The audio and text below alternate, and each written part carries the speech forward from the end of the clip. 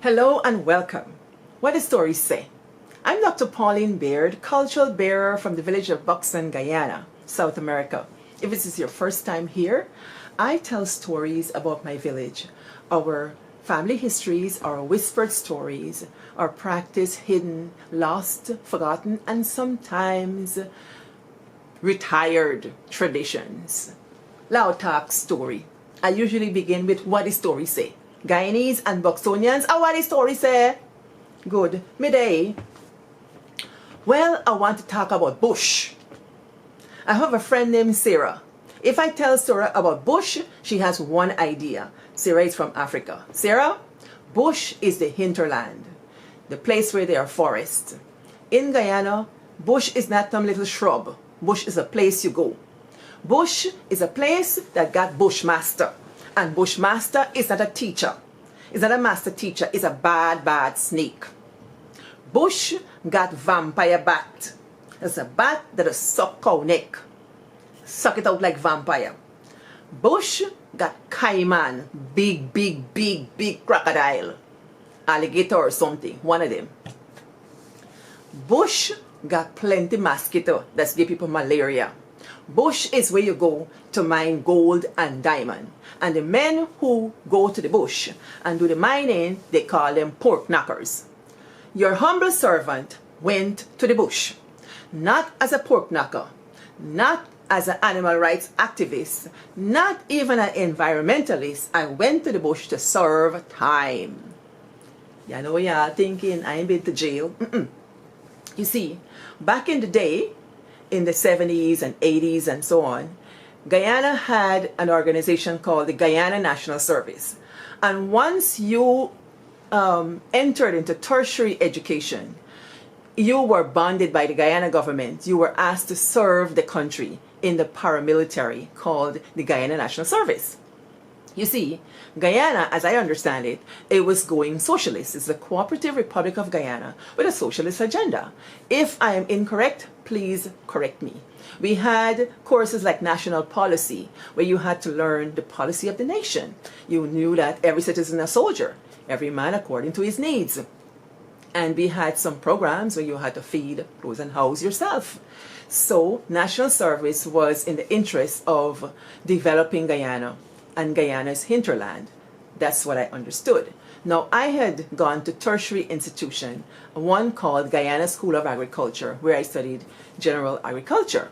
So at the end of 2 years of living in the dormitory with my fellow classmates and so on, we were commissioned to go, or summoned to go to the Guyana National Service in the bush. Now, I don't know anything about bush, so this was quite an adventure. And so I want to bring you the escapades and adventures of Pauline in the bush. So, first of all, you got your letter. You got to serve 3 months basic training. You got the letter. It tells you all the details of what you got to do. I don't recall all the things we had to do, but you had to prepare. So I prepared some food and some things to take beside my clothes. You know, I got this big suitcase, like they call it the grip, right? I put all my things inside my clothes and so on. And then I decided to go and get a big can of biscuit. You know, this is a tin. You know, tin. Maybe chocolates were in here. Sometimes I got biscuits in here, cookies. But this is not this thing. This is a big old rectangular can like so. And this biscuit is not like American biscuit, you know, that you bake. This is where you buy that come from companies, you know, like crackers, like saltines. We had 2 types in Guyana, Breakaday and Edge Boy. Well, it wasn't Edge Boy, it was Breakaday biscuit. Yeah, I remember that one, right? And I put it in a bucket and I cover it down with the bucket. The bucket had a cover, nice little bucket. You see, I had an idea. I had this idea that I must take something to eat on the side that can last, because Guyana was going through an economic downturn, a very severe one, in so much so that there was a scarcity of flour and a lot of more everyday amenities and food stuff. So it was the rice flour days, to put it frankly, rice flour and sugar cake days. So we used to have to make do. People became very ingenious. They cranked out all kinds of different kinds of food. There was no flour legally. So you had to make do. So your humble servant got your biscuit, put it in the can, in the bucket. Then I decided to make some pone. For those of you who don't know what pone is a baked goods. Let's just say a dessert made of cassava and coconut and sugar, nutmeg and vanilla and so on. You bake it nice and you eat it. Well, the thing about pone is this. If pone is not refrigerated in time or enough, it can spoil. And when pone spoil, you know what happened? The thing does stretch like chewing gum. It does stretch like okra. Slime for so. So you got to eat it quick. But I was going on this journey. I had no idea how long it would take to get there, how you would experience it, because back in the day you didn't have the internet, so you couldn't really search up anything. All you know, you're going bush, right? So I got these things. I baked my pone dry so it can last a little. I got it wrapped up in my foil and plastic bag and thing. So we got to report to a place near Evelary in Georgetown. So we got there. It looked like a cricket ground to me. And we waited. We waited almost all day and nothing happened. Eventually somebody said, we should go to the Starbrook Wharf. And at the wharf, there's a boat called the MV Aguero. This MV Aguero is a fishing vessel, that we should board this fishing vessel to go to Matthews Ridge to do our stint of national service. Mind you, that was not the plan. We were supposed to go on the MV Jaimito, but I don't know what happened, but MV Jaimito go left away. A whole bunch of we. Some from the University of Guyana studying pharmacology, some studying God knows what, and we were a good rowdy bunch from Guyana School of Agriculture. Boarded this MV Aguero. People, this girl here never knew of no fishing vessel of that caliber. All the boat I know is back down canoe that Daddy James does paddle up from back down come front side with mango. Now me have to go up on this fishing vessel. But I got an adventurous streak, so I'm excited to go and see what this whole thing is about. So we get on this boat and we sit down and think, you know, the boat take off and it come out of the Demerara River. And when you look now, you see a thing. The Demerara River, you know, it murky and stuff. When you get a little way out, you can see river water and you can see the Atlantic Ocean water. And there's a line that divides it. They call it an estuary. And where the salt water meets the fresh water. So that was a novelty to me. Oh, that was exciting. And then we head out in the Atlantic Ocean. MV Aguero is making a quick clip. It's moving fast and everything. Then it got out into the waves and then it began to go like this. I'm like, what is this about? It started going. Well, night began to fall. Well, on the boat, we were just laying around and things like that. And the thing is, I had a little boyfriend from the school, right? So he was, you know, being all macho, looking out for me and things like that. I had other friends who were looking out for us as well. So towards the evening time, I started to feel water. This water began to lash up on this boat, big spurts of water. Then it started to come over the bow or whatever it is of this boat. I said, Lord have mercy, why is this? Me not come for dead. Me not come for ton fish because I can't swim. All these things started to go through my little mind. So this boyfriend of mine and another one came and said, listen, we arrange a room for y'all to stay. That's me and my friend from high school. We went to the same high school. We went to Guyana School of Agriculture together. And so we're going through this experience together. Nothing like a girlhood, right? A girlhood, a sisterhood. So we can look out for each other. So good. So these guys said, yes, they will help us to set up, and they made this arrangement. So I'm saying, okay, that's cool. So sometime in the night, the guys showed us this berth. It's like a cubbyhole. in Japan, they call these capsule hotels, like just space enough for one bed. But when we opened the door, there was a bunk. So she crawled in the bottom and I crawled up the top bunk. The thing is, she had begun getting seasickness, but I didn't get it. So I crawled in the bed. People, when you see me lay down, when you see this boat turn so, me see stars. When it turn so, me see moon. When me turn so, me see water. I say, have mercy, yeah.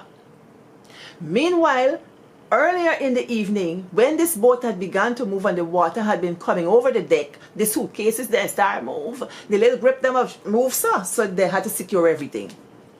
So we in this place.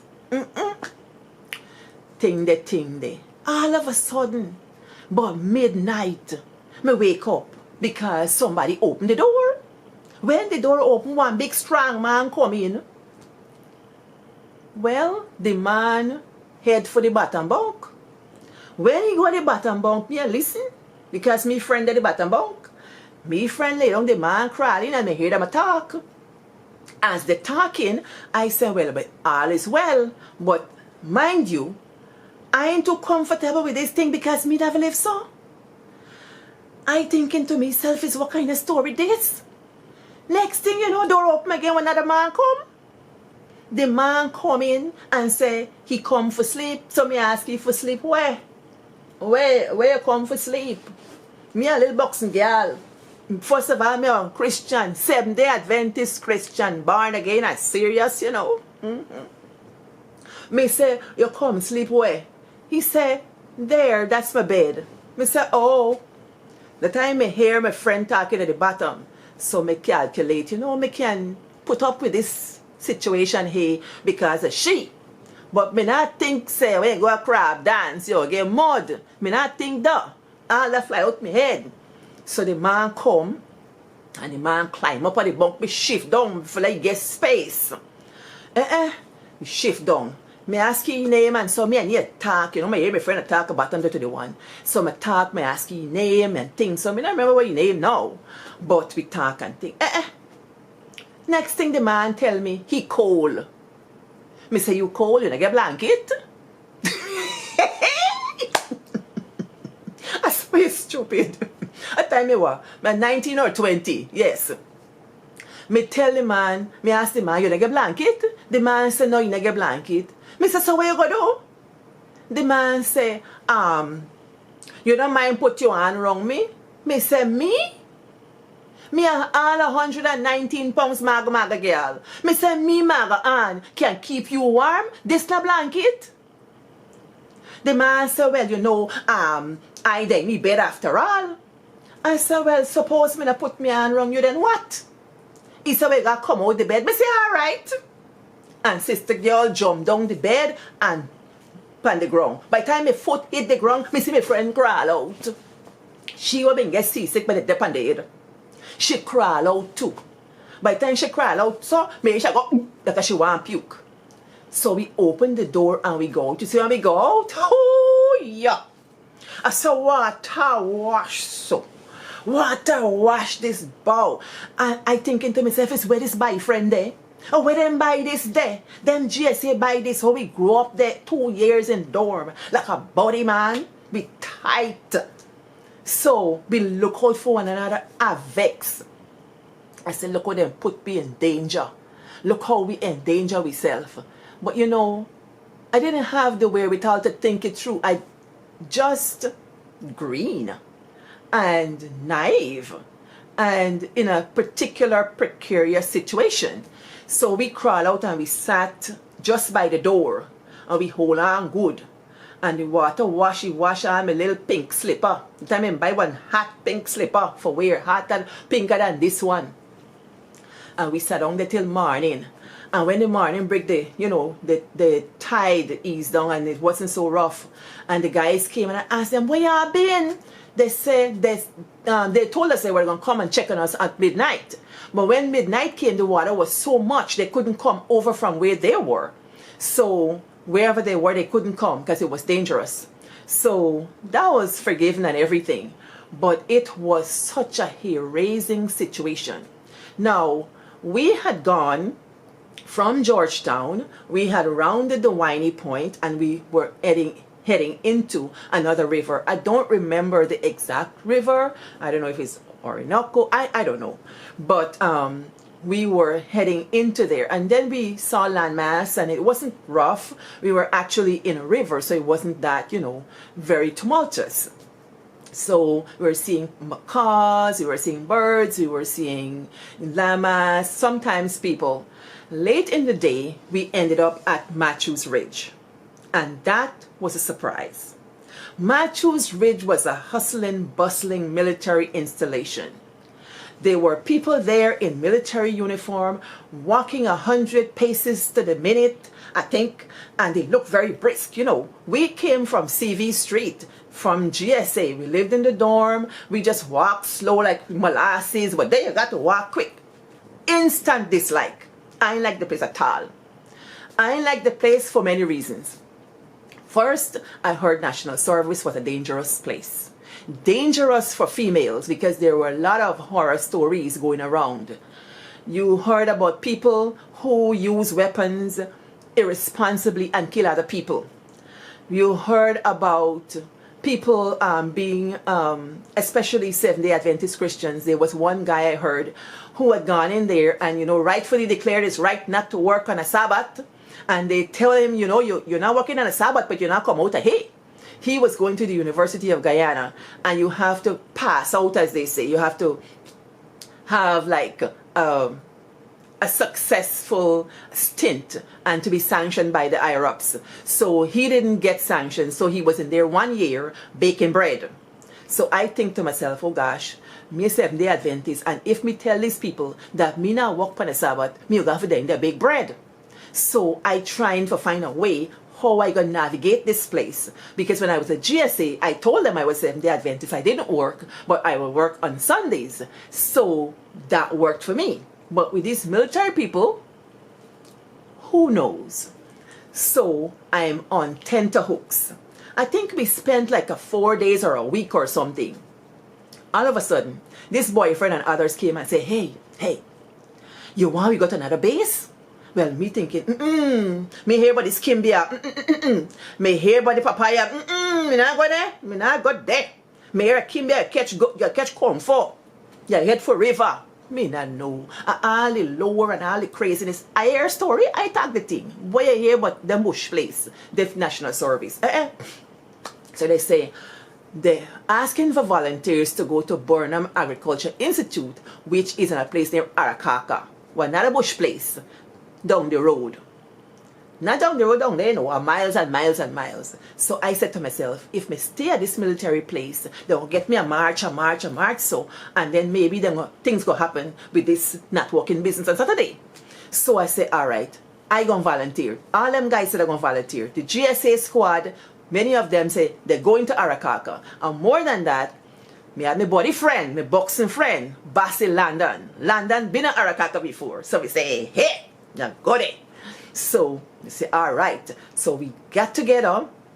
They put us on a train. People, one boom boom train. Me never see train like that in my life. I think must get about 2 or 3 carriage all make out of wood. And you go down this track in middle of bush.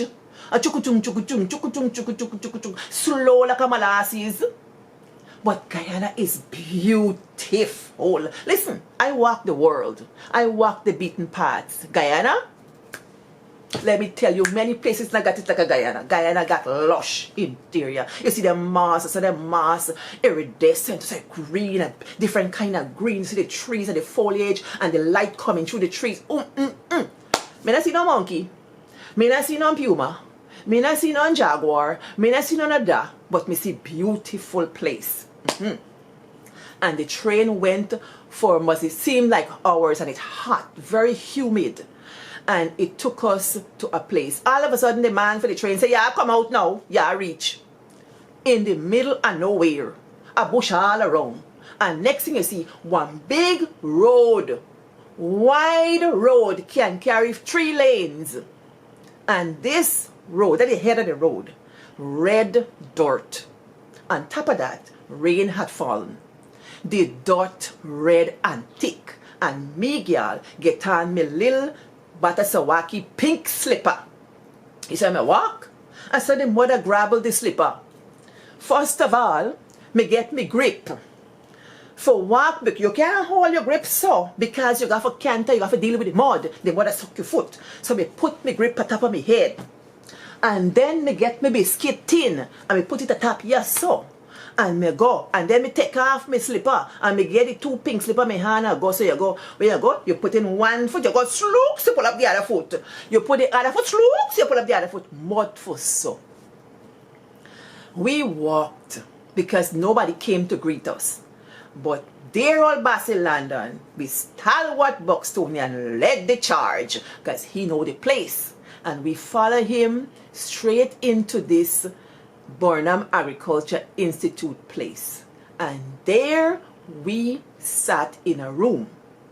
When we sat in the room, I experienced something I never experienced before. And there began the saga of national service. Listen for the next episode. I'm going to tell you some more.